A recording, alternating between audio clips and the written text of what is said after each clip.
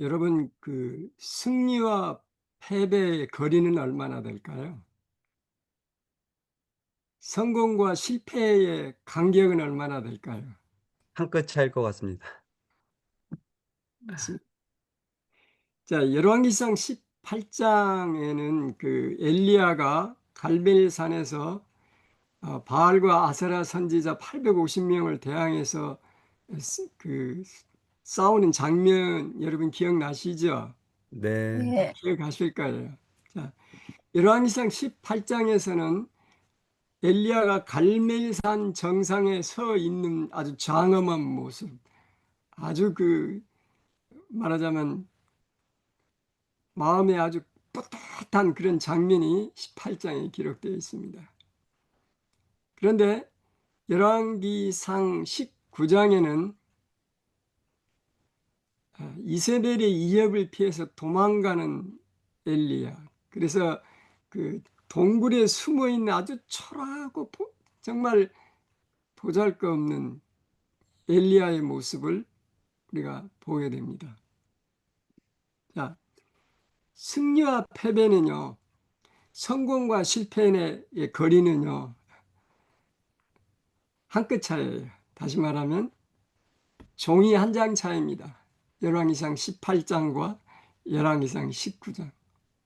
18장과 19장 종이 한 장 차이입니다. 자, 여러분 지금 어디에 서 계십니까? 열왕기상 19장 갈멜살 정상입니까? 아니면 열왕기상 19장에 나오는 동굴 속입니까? 오늘 우리들의 신앙의 현지서를 좀 확인하는 그런 시간이 되었으면 참 좋겠습니다. 종이 한 장 차이를 가름하는 게 그게 뭘까요? 한마디로 믿음. 결론적으로 말씀드리면 믿음입니다. 우리의 시선을 끊임없이 하나님께 고정시키는 거예요. 오직 주만 바라보는 것입니다. 그 한순간을 놓치게 될 때 우리는 갈멜산 정상에서 떨어져서 동굴 속으로 떨어질 수밖에 없다고 하는 사실을 오늘 제가 여러분에게 말씀드리고자 하는 것입니다. 자, 오늘 제 설교의 줄거리는 이렇게 진행하겠습니다. 엘리야는 왜 도망자가 되었는가? 동굴 속에 자신을 감췄던 엘리야에게 하나님께서는 어떤 질문을 하셨으며 하나님의 음성이 언제 들렸는가? 마지막으로 엘리야의 심령과 능력으로 산다고 하는 것은 무슨 뜻인가? 우리가 자주 듣는 얘기죠. 엘리야의 심령과 능력으로 마지막 시대에 살아야 된다. 그 진정한 의미가 무엇인가를 오늘 다시 한번 확인해 보는 시간을 갖도록 하겠습니다. 자, 엘리야는 왜 도망자가 됐어요? 우리 성경 말씀 성경책을 가지고 계신 분은 열왕기상 19장을 한번 펴보시기 바랍니다. 제가 19장 1절, 2절, 3절을 제가 읽겠습니다. 우리 성경책을 같이 보시고 여러분의 성경책을 펴시고 한번 보겠습니다. 열왕기상 19장 1절입니다. 아합이 엘리야의 무릇 행한 일과 그가 어떻게 모든 선지자를 칼로 죽인 것을 이세벨에게 고하니. 2절입니다. 이세벨이 사자를 엘리야에게 보내어 이르되 내가 내일 이맘때에는 정녕 내 생명으로 저 사람들 중 한 사람의 생명 갖게 하리라. 아니하면 신들이 내게 벌 위에 벌을 내림이 마땅하니라 한지라. 3절입니다. 저가 이 형편을 보고 일어나 그 생명을 위하여 도망하여 유다에 속한 브엘사바에 이르러 자기의 사환을 그곳에 머물게 하고. 자, 여러분 스토리 이제 다 아시니까 3절만 읽겠습니다. 자, 왜 엘리야가 지금 도망갑니까? 왜 도망가요? 그 죽기를 두려워해서 도망갔습니다. 그렇죠? 예. 근데 보세요. 18장에서는요, 얼마나 엘리야가 담대합니까? 850대 1이에요. 두려워하지 않습니다. 죽음을 두려워하지 않습니다. 이 아방 앞에서도 죽음을 두려워하지 않냐고 직고하는 엘리야였습니다. 그 담대한 엘리야가 19장에서는 이상하죠? 한 여인의 이협에 그 위협을 못 이겨서 도망가요. 이해가 갑니까? 안 갑니다. 도저히 이해가 안 가는 거예요. 그래서 왜 그랬을까 보니까 3절은 이렇게 표현을 하고 있어요. 저가 이 뭐를 보고요? 형편을 보고 형편. 도망갔어요. 어떤 형편이요?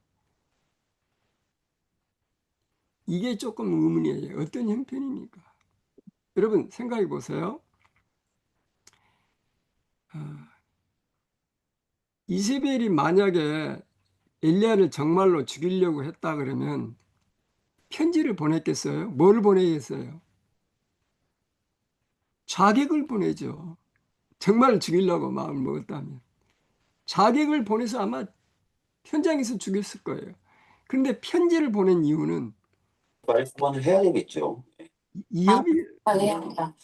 네, 예. 그리고 야당에서는 뭐 친윤 핵심과 종교계 인사들을 향한 그런 특검의 수사에 대해서 야당 너대가 나오네. 주장 이협이에요. 이 부분은 좀 어떻게 네, 안녕하세요. 뭐 정치인이라고 어서 오세요. 해서 예. 종교인이라고 해서 법원 오케이. 그래서 엘리야는 지금 사실은 형편을 바라보아야 될 게 아니라 누구를 바라봐야 돼요? 하나님. 열왕기상 18장에 나오는 오직 하나님만을 바라봐야 하는데 그의 시선을 하나님만을 바라보는 그의 시선을 형편으로 바라보니까 도망자가 된 거예요. 여러 가지 이제 이유가 있습니다. 그 중에 하나는 뭐냐면요. 갈멜산에서 이 엘리야가 그런 이적과 기적을 행했을 때에 엘리야는 아마 이렇게 생각했을 거예요. 이렇게 큰 이적을 보고도 실제 경험하고도 아합과 엘리야가 하나님 앞에 굴복하지 않을 수 없겠지. 그런데 굴복은커녕 오히려 더 하나님께 반항하고 대항하는 모습을 봤을 때에 엘리야가 낙심했겠죠. 하나님 도대체 뭐예요? 우울증에 빠진 겁니다. 그렇죠? 큰 일을 이룬 다음에 이리로 오는 그 뭐라 합니까? 그 우울증. 거기에 빠지게 된 겁니다. 사실 또 이세벨이 만약에 엘리야를 죽였더라 그러면 하나님을 믿는 사람들이 더 크게 번성했을 거예요. 왜냐하면 만약에 엘리야가 죽었다면 엘리야가 순교자가 되잖아요. 순교자의 불씨 때문에 하나님의 그 영역은 더 훨씬 넓어졌을 거예요. 이세벨이 이걸 알았을까요? 간사한 여인이기 때문에 알았을 거예요. 죽이진 않고 이혼만 합니다. 도망가는 엘리야의 모습을 보고 사람들이 어떻게 생각했을 거예요. 그걸 노렸던 것 같아요. 자, 여러분, 우리들이 신앙생활에서도 때로는 엘리야와 같은 종이 한 장 차이의 그런 경험을 하게 됩니다. 신약에 있어서 이런 경험을 한 사람이 누굽니까? 엘리야와 같은 경험을 했던 사람. 침례 요한입니다. 침례 요한이 마태복음 11장에 그렇게 질문을 하죠. 보라 요한복음 1장에서는 보라 세상 죄를 지고 가는 하나님의 어린 양이다. 메시아를 선언했던 그도 마음에 우울증이 온 거예요. 그래서 마태복음 11장에 이렇게 얘기하죠. 예수께 여짜오되 오실 그이가 당신이 오니까 우리가 다른 일을 기다리오니까. What happened? 침례 요한조차도 감옥 안에서 우울증에 빠진 순간이 있었어요. 마태복음 11장을 제가 그 유명한 말씀이 나오죠. 침례 요한에 관해서 예수님이 쭉 설명하면서 마태복음 11장 28절에 수고하고 무거운 짐진 자들아 다 내게로 오라 내가 너희를 쉬게 하리라. 마태복음 11장을 이렇게 제가 정리를 했습니다.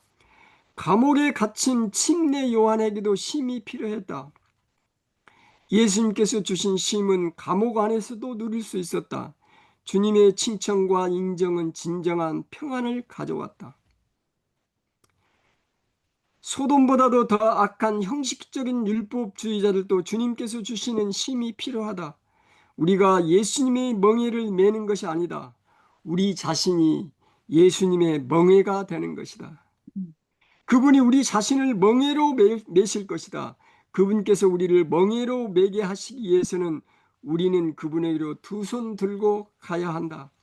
그분에게 항복해야 된다. 그리고 그분께서 옮길 수 있도록 순종해야 한다.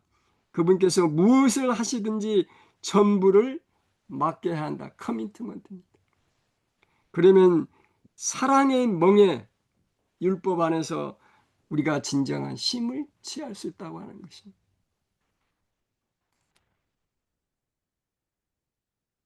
노덴나무에서 죽지를 구하죠. 그 다음 장면을 하면 기억나시죠? 하나님 제발 저 좀 죽여주세요. 더 이상 버틸 힘이 없어요. 그럴 때 하나님께서 어떻게 응답하셨습니까? 열왕기상 19장 6절에 보면 죽음 대신에 하나님께서 뭘 주셨어요? 천사를 보내셔서 떡과 한 병 물을 주시면서 엘리야야 일어나 먹고 힘내라. 사실 엘리야는 자기가 뭘 구하는지도 몰랐어요. 하나님 저 좀 제발 죽여주세요. 더 이상 이제 살아갈 기력이 없어요. 하나님께서 죽음 대신에 떡과 물을 주셨어요. 살아라. 피투성이가 돼도 살아라. 그러니까 엘리야가 이 긴장감에서 오는 그 무기력 상태 그런 거 있죠. 엘리야 우리 충분히 이해합니다. 우리도 그런 경험을 해봤기 때문에 충분히 이해해요. 그 긴장감에서 오는 무기력에서 이제 떡을 먹고 물을 마시고 힘을 내게 됩니다. 떡과 물을 갖다 주신 그 천사, 주의 천사는 누구예요?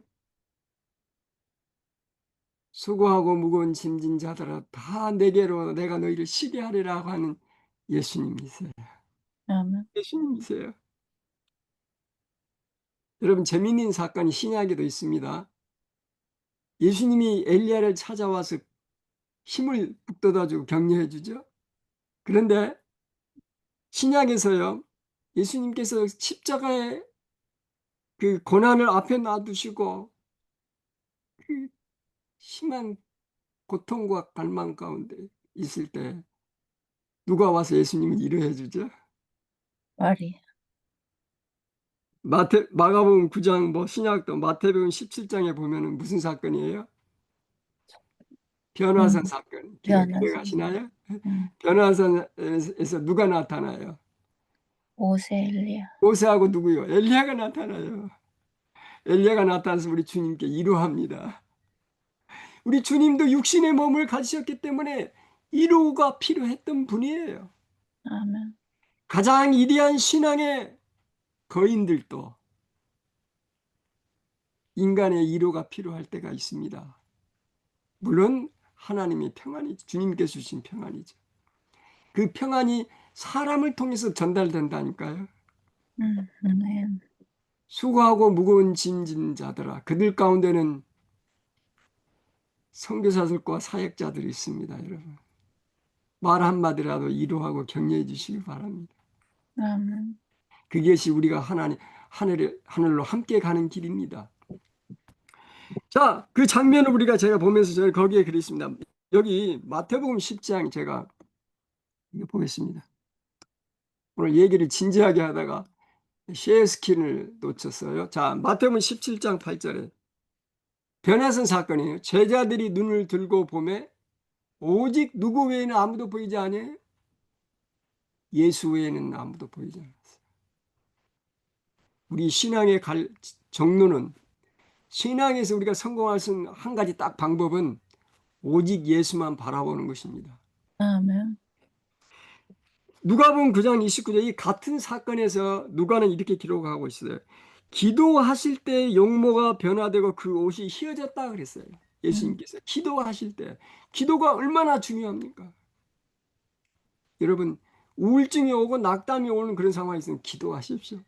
기도가 치료약입니다. 자, 마가복음 9장을 제가 이렇게 정리해 보았습니다. 변화산 사건은 우리에게 엄청난 교훈을 준다. 그분은 하늘의 영광을 떠나 변화산이에서죠. 세상의 고통 가운데로 산 아래로 오셔야만 했다. 그분은 모세와 엘리야와 더불어 교제하던 곳을 떠나 입에 거품을 물고 땅바닥에 나뒹구는 귀신에 사로잡힌 말 못하는 소년과 같은 전망 중에 있는 사람에게로 내려오셔야 했다. 그분은 하늘의 광채를 떠나 비참하게 망신당하고 있는 제자들에게로 오셔야 했다.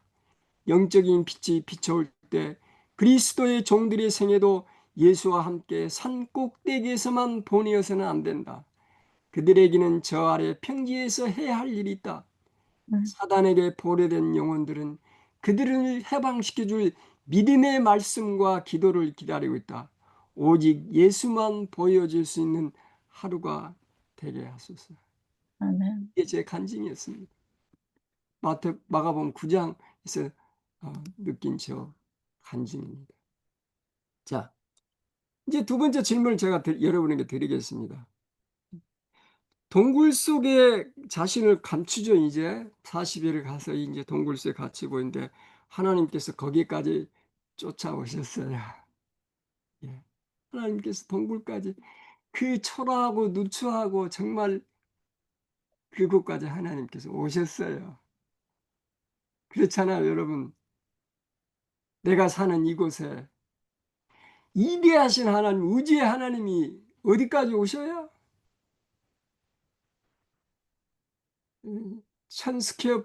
1000스퀘어 피트 정도밖에 안 되는 이, 이 아파트에 오셔요. 찾아오셔요.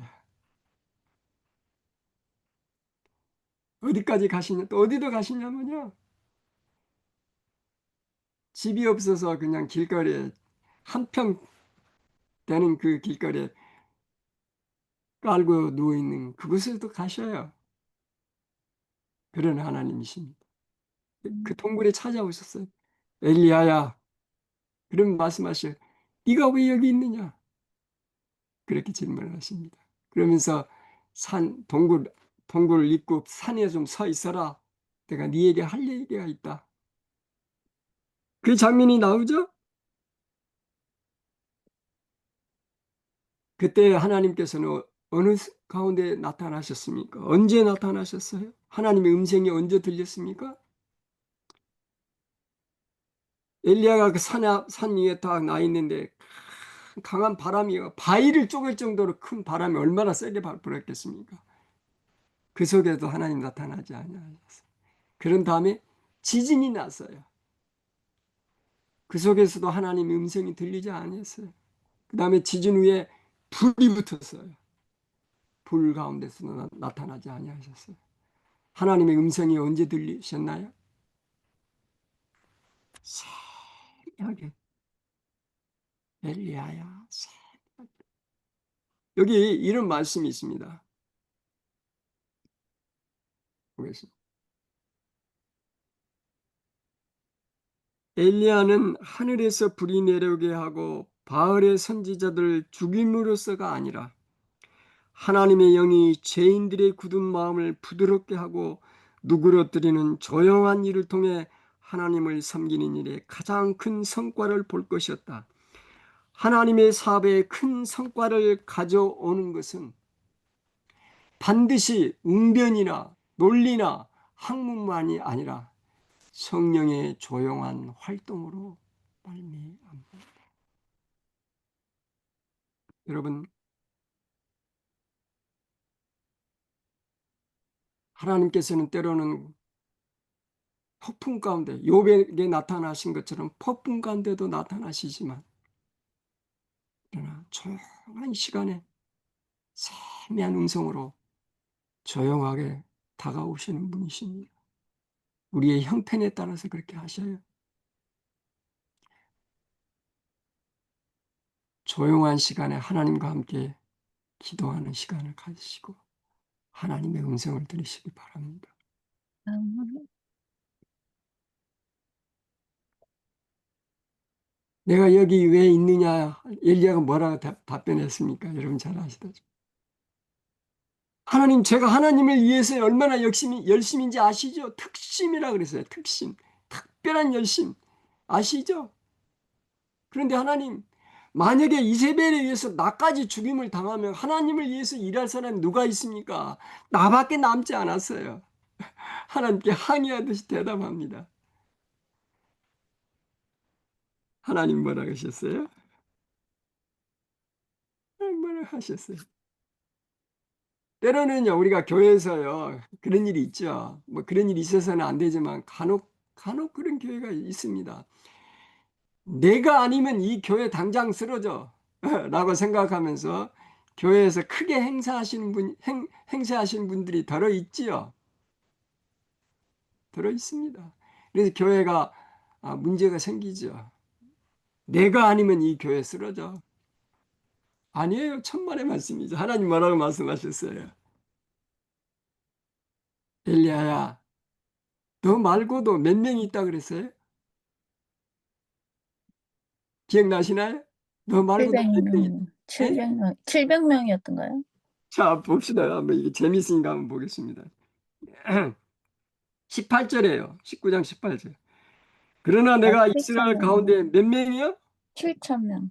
7천 명이나 그랬습니다. 여러분. 우리 신앙생활 하면서 착각하지 말아야 됩니다. 하나님께서는 7천 명을 남겨두셨어요. 그러면서 엘리야에게 새로운 세컨 찬스를 주게 됩니다. 그러면서 엘리야에게 사명을 주시죠. 누굽니까? 아람 왕 하사엘에게 가서 기름을 부어 아람 왕이 되게 하라. 그리고 이상하죠. 북방 이스라엘이 어떻게 이방인 아람 땅의 왕에게 기름을 부어서 왕을 세웁니까? 아람 왕. 하나님께서는요, 이스라엘만의 하나님이 아니셔요. 온 우주, 온 세계 하나님이세요. 그래서 아람 왕 하사엘을 통해서 이스라엘을 징계하고 훈련시키는 도구로 사용하신 거예요. 우린 착각하면 안 돼요. 재림교 외에는 하나님이 남은 백성이 없다. 천만의 말씀이에요. 하나님께서는 바벨론도 사랑하시고요, 느헤미야도 사랑하시고 내 백성이라 그랬어요. 느부갓네살 왕을 가리켜서 나의 종, 메데 페르시아의 고레스 대왕을 가리켜 나의 종이라 그랬었어요. 우리는 이거를 착각하면 안 돼요. 그래서 아람 왕에게 하사엘에게 기름 부어 아람 왕을 되게 하고, 님시의 아들 에후에게 기름을 부어서 이스라엘 왕이 되게 하고, 무엇보다 중요한 거는 엘리야의 후계자인 누구를 선택한 거예요? 엘리사를 선택합니다. 이게 새로운 사명을 주셨습니다. 실패한 엘리야에게 세컨 찬스를, 새로운 사명을 주시는 우리 하나님을 인해 우리 감사하지 않겠습니까? 그죠? 아멘. 내가 한 번 실수했을 때 그냥 끝이었다 그러면 저와 여러분 이 자리에 계실 분이 얼마나 계실까? 아무도 없죠. 아무도 없지. 하나님은 우리에게 세컨 찬스를 주십니다. 돌아가라, 돌아가라. 그러면서 세컨 찬스를 주셨습니다. 자, 19장을 이렇게 제가 정리해 봅니다. 어느 분이 한번 읽어봐 주시겠습니까? 자원에서 한번 읽어봐 주세요. 성경이 성경인 이유는 성경은 성공담뿐 아니라 실패한 경험도 숨김없이 기록한 책이기 때문이다. 엘리야는 어떤 사람이었는가? 우리와 성정이 같은 사람이로되 저가 비 오지 않기를 간절히 기도한즉 3년 6개월 동안 땅에 비가 아니 오고 다시 기도한즉 하늘이 비를 주고 땅이 열매를 내었느니라. 야고보서 5장 17절 18절. 또한 그는 침례 요한의 전주자요 마지막 시대에 나타날 표상적인 인물이다. 믿음의 영혼들도 때로는 실패를 겪으며 성장한다는 사실이다. 한 번도 실패하거나 넘어져 보지 않은 사람이 있을까? 앞으로 살아가면서 한 번도 잘못을 범하지 않을 자신이 있는 사람이 있을까? 하나님보다 앞서 가서는 안 된다. 날마다 제 십자가를 지고 나를 쫓을 것이니라. 누가복음 9장 23절 그것이 정답이다. 아멘. 여러분, 우리 각자는 다 크기와 사이즈가 다른 십자가가 있습니다. 각자가 하나님께서 지정해 주신 그 십자가를 우리 메고 우리 주님만을 쫓아가게 되기를 바랍니다. 예, 오직 주님만을 바라보고 오직 주님 외에는 아무것도 보이지 않는 그런 신앙생활이 되시기를 간절히 바랍니다. 자, 이제 세 번째 질문입니다. 엘리야의 심령과 능력으로 산다고 하는 뜻은 무슨 뜻일까요? 성경에서 엘리야의 심령과 능력으로라고 하는 단어가 이 센텐스가 처음으로 등장한 곳이 어디입니까?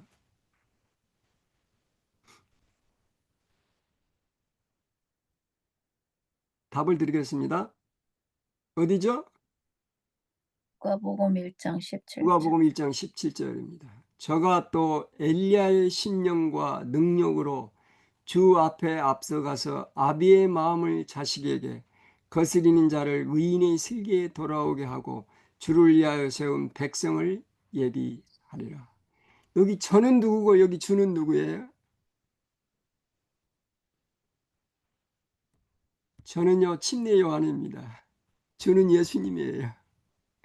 광야에 외치는 자의 소리죠. 예. 또 성경인 구약에 이 말씀이 있습니다. 예언된 거죠. 침례 요한의 오심을 예언한 거. 말라기 4장 5절 6절. 보라 여호와의 크고 두려운 날에 이르기 전에 내가 선지 엘리야를 너에게 보내리니 그가 아비의 마음을 자녀에게로 돌이키게 하고 자녀들의 마음을 그들의 아비에게로 돌이키게 하리라. 돌이키지 아니하면 두렵건대 내가 와서 저주로 그 땅을 칠까 하노라 하시니 메시아가 오시기 전에 누구를 보내요? 엘리야를 보낸다니. 그러니까 구약의 엘리야는 이미 승천해서 하늘에 올라가기 때문에 실제적인 구약에 나오는 엘리야가 아니라 엘리야를 표상하는 인물이 누구요? 침례 요한을 봅시다. 말라기 3장 1절 만군의 여호와가 이르노라 보라 내가 내 사자를 보내리니 그가 내 앞에서 내 길을 예비할 것이도 또 너희의 구하는 바 주가 호련히 그 전에 임하리니 곧 너희의 사모하는 바 언약의 사자가 임할 것이니라. 메시아의 오심을 준비하는 침례 요한을 얘기하고 있습니다. 자, 계속해서 여기 그것을 예수 이렇게 증명하죠. 기록된 바 보라 내가 내 사자를 내 앞에 보내리니 저가 내 길을 내 앞에 예비하려 하신 것이 이 사람에 대한 말씀입니다. 예수님께서 말씀하시면 침례 요한이 바로 말라기 3장에 예언된 엘리야다. 그렇게 말씀하시는 것이에요.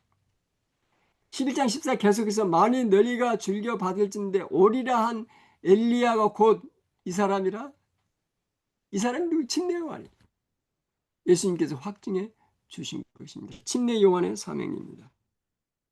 자, 여러분 침례 요한의 사명과 우리의 사명에는 어떤 그 공통점이 있습니까?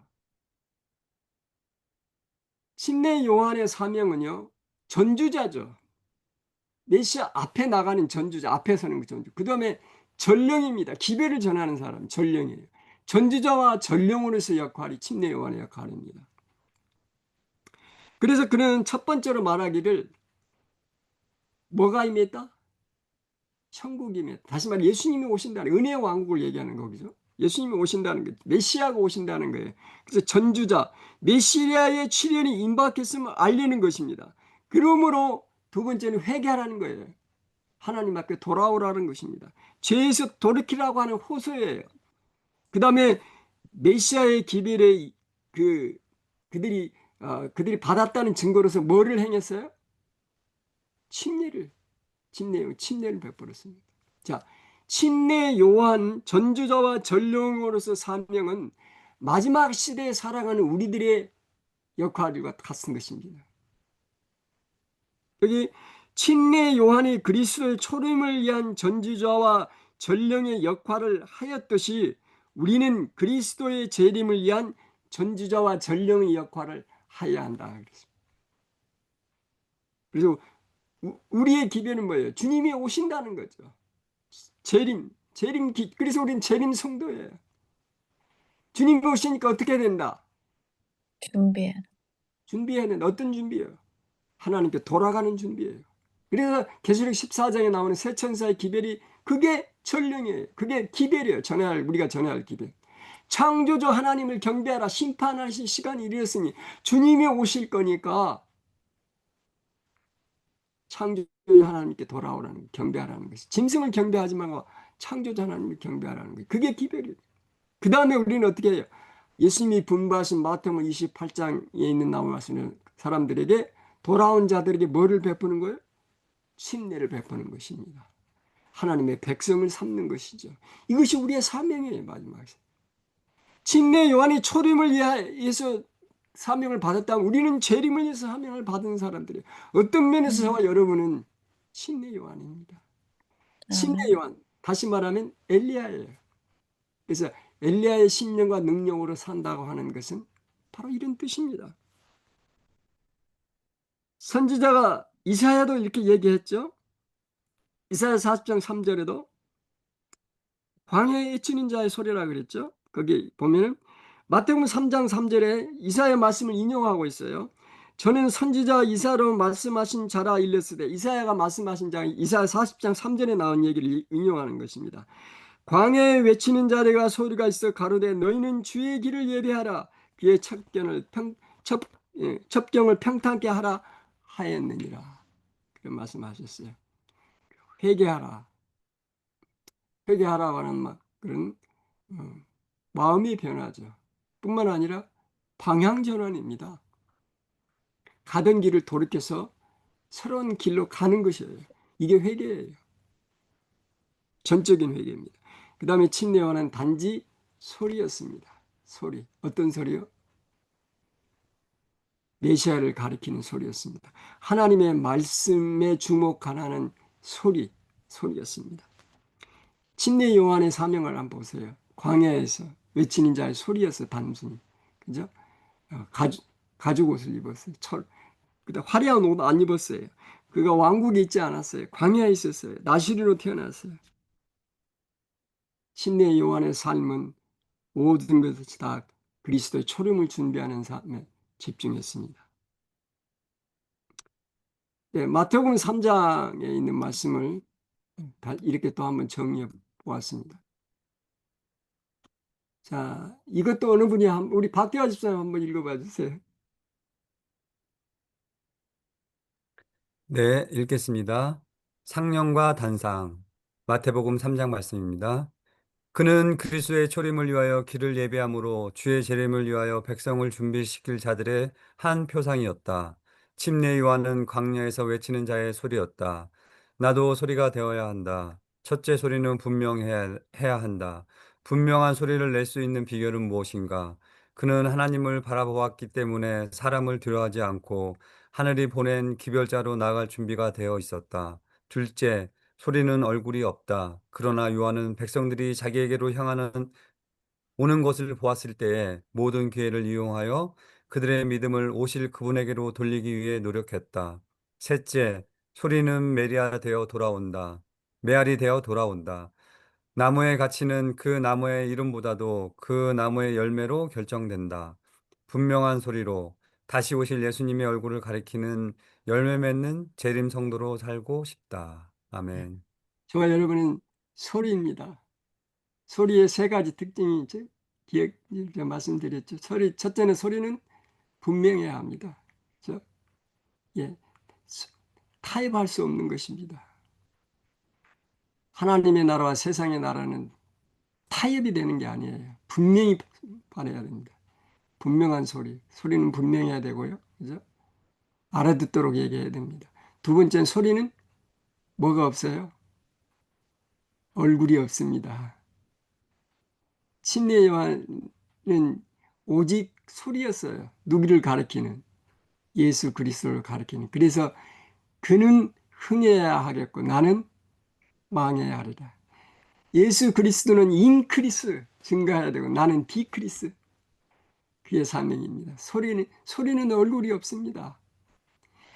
엘리야의 심령과 능력으로 침례 요한과 같은 사명을 담당하는 사람들에게는 자신의 얼굴이 없습니다. 오직 누구의 얼굴만 나타나요?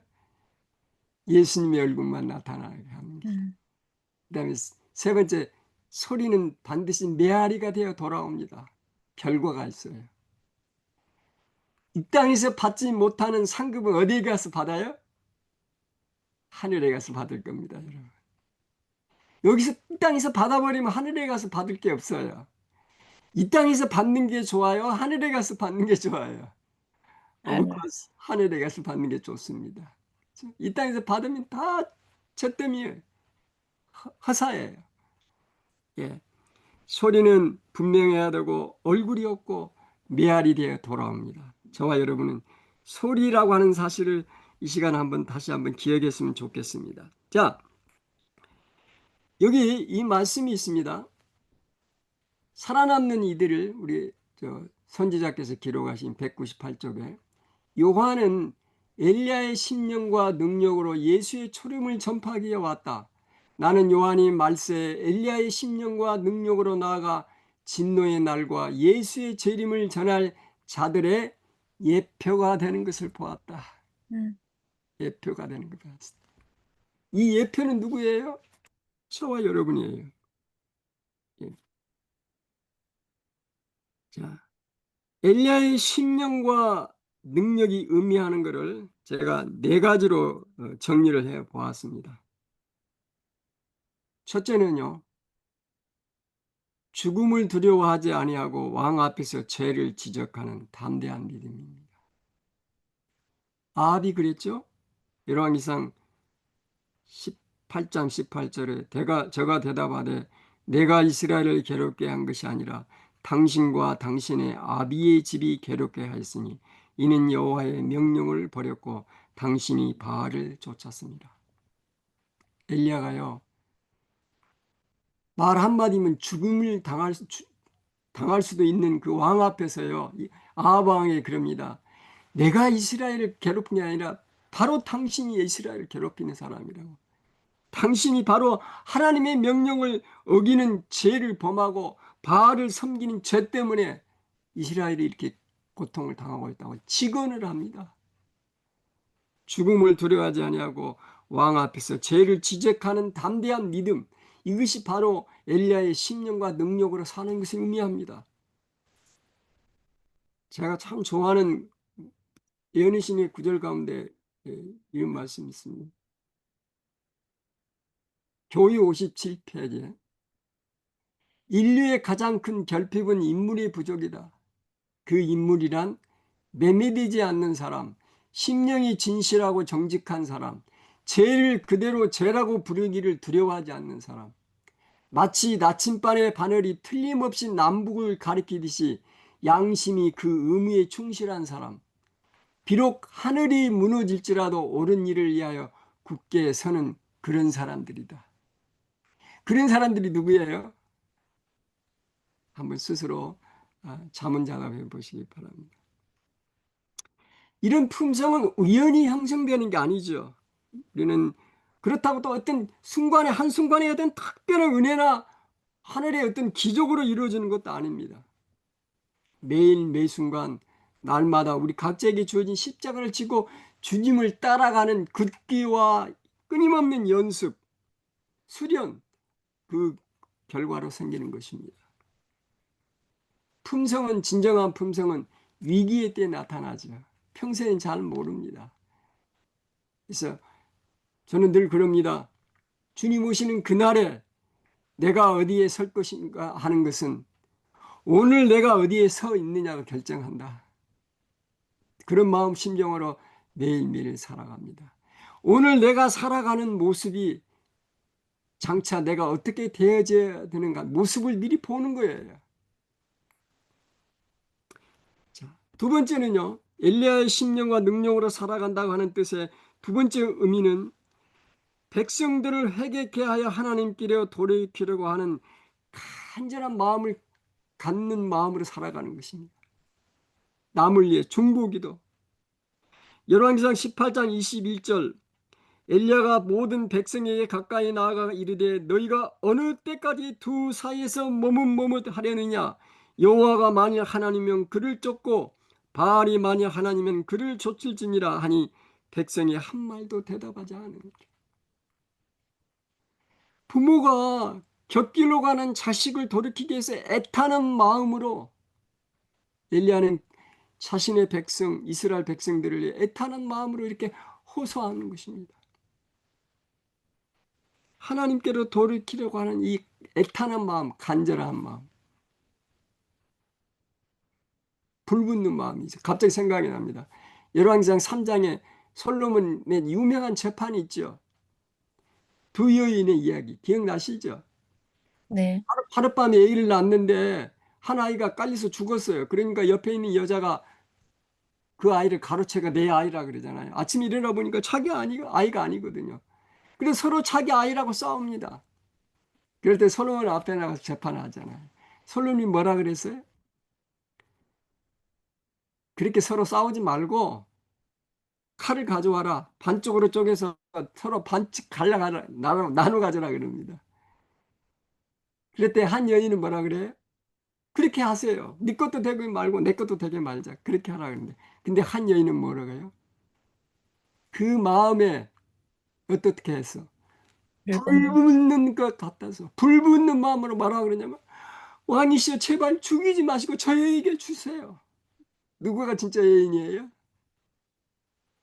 불 붙는 마음을 가진 그 여인이 진짜 어머니였어요. 그 여인에게 주라고 그랬어요. 솔로몬. 유명한 재판 여러분. 불 붙는 마음을 갖는 것입니다. 열왕기 18장에 이렇게 정리합니다. 바벨론의 중심에 다니엘을 두신 것처럼 하나님은 적진의 중심에 하나님의 종인 국내 대신 오바다를 심어 놓으셨다. 아합이 국내 대신이거든요. 나중에 한번 읽어보세요. 오바다. 아합 왕을 돌이키기 위하여 선지자인 엘리야뿐만 아니라 오바다도 사용하셨다. 지상의 어떤 왕보다도 높으신 하나님을 대표하는 선지자 엘리야 앞에 이스라엘 왕인 아합도 두려움으로 섰다. 그리고 바알의 선지자 450명도 갈멜산에서 만난다. 너희가 어느 때까지 두 사이에서 머뭇머뭇하리냐고 호통치는 엘리야의 목소리가 갈멜산에 메아리친다. 그리고 바알과 여호와의 대결은 여호와의 승리로 종결된다. 이스라엘 백성들이 회개하며 여호와께로 돌이킬 때 닫혀진 하늘이 열리고 이스라엘 땅에 비가 쏟아졌다. 원수인 아합을 위해 길을 안내하는 엘리야의 마음은 주님의 마음이다. 여러분 이 사건 다 끝난 다음에 18장 끝에 보세요. 진짜 아합 진짜 그렇죠. 그런 사람인데도요. 엘리야가요. 비가 막 쏟아니까 엘리야를 위해서 아니 아합을 위해서도요. 아합이 그 아합 왕의 마차를 앞에 달려가면서 그 길을 예비합니다. 이게 주님의 마음이에요. 아멘. 이게 주님의 마음이에요. 세 번째는요. 우리와 성정이 같은 사람이 돼 약속의 근간 기도의 능력을 통하여 하늘을 움직이는 능력입니다. 기도의 사람입니다. 비가 오지 않겠죠? 예. 야고보서 5장 17절 18절에 야고보 장로님 말씀하셨잖아요. 엘리야는 우리와 성정이 같은 사람이로되 저가 비 오지 않기를 간절히 기도한즉 3년 6개월 동안 땅에 비가 오지 않고 다시 기도한즉 하늘이 비를 주고 땅이 열매를 맺었다. 그렇게 표현하고 있습니다. 기도의 사람이 되는 것입니다. 그 다음에 무너진 여호와의 단을 다시 쌓는 것입니다. 열왕기상 18장 30절에 이스라엘 백성들을 향하여 모든 모험에서 가까이 오라 다 가까운 다음에 무너진 여호와의 단을 쌓으라 그럽니다. 예배의 회복입니다. 예, 가정 예배, 교회 예배, 예배의 회복입니다. 그렇죠? 자, 마지막으로 네 번째는 죽은 자를 살리는 능력입니다. 엘리야의 심령과 능력으로 산다고 하는 것은 무엇을 의미하는가? 죽은 자를 살리는 능력입니다. 열왕기상 17장 22절에 보면 여호와께서 엘리야의 소리를 들으심으로 그 아이의 혼이 몸으로 돌아나고 살아난지라. 엘리야가 과부의 아들을 살리는 장면이 거기 기록되어 있죠. 예. 저는 죽었다 깨나도 죽은 자를 살리는 능력은 없습니다. 저희는요 없습니다. 제가 기도해가지고 병자가 낫히는 기적도 일어나지 않아요. 그죠? 하나님께서 엘리야처럼 그런 능력 주시지 않았어요. 그러나 한 가지 분명한 것은 육적으로 죽은 자를 살리는 능력은 없다 할지라도 영적으로 죽은 자들을 살리는 능력은 있나요? 아멘. 있어요. 말씀입니다. 하나님 말씀 그냥 소리로 전해주면 돼요. 말씀은 예수님이고요. 우리는 말씀을 딜리버리 하는 소리예요. 그러면 되는 거예요. 그러면 우리는 엘리야가 죽은 자를 살리는 능력과 같은 그런 능력을 가진 자들이 될 수 있다고 하는 것입니다. 아멘. 여러분 이제 제가 말씀을 마무리하면서 결론을 짓겠습니다. 하나님께서 엘리야에게 하신 질문, 엘리야야, 내가 어찌하여 여기 있느냐라고 하는 질문을 저와 여러분에게도 하나님께서 하십니다. 박태화야, 내가 어찌하여 캘거리에 있느냐? 김경수가 내가 어찌하여 엘살바도르로 가려고 하느냐? 테시아야, 내가 어찌하여 새로운 곳에 자리를 잡았느냐? 아마 여기 계신 분들 다 제가 일일이 얘기하고 싶지만 이제 마쳐야 시간이 되기 때문에 제게도 하나님 그렇게 물으셔요. 당근아, 내가 어찌하여 노마린다에 있느냐? 이거 어찌하여 이 세인트루이스라고 하는 곳과 연결이 돼서 오늘도 이렇게 하나님의 말씀을 대언하고 있느냐? 저는 분명 하나님의 뜻과 목적이 있다고 생각합니다. 아멘. 예.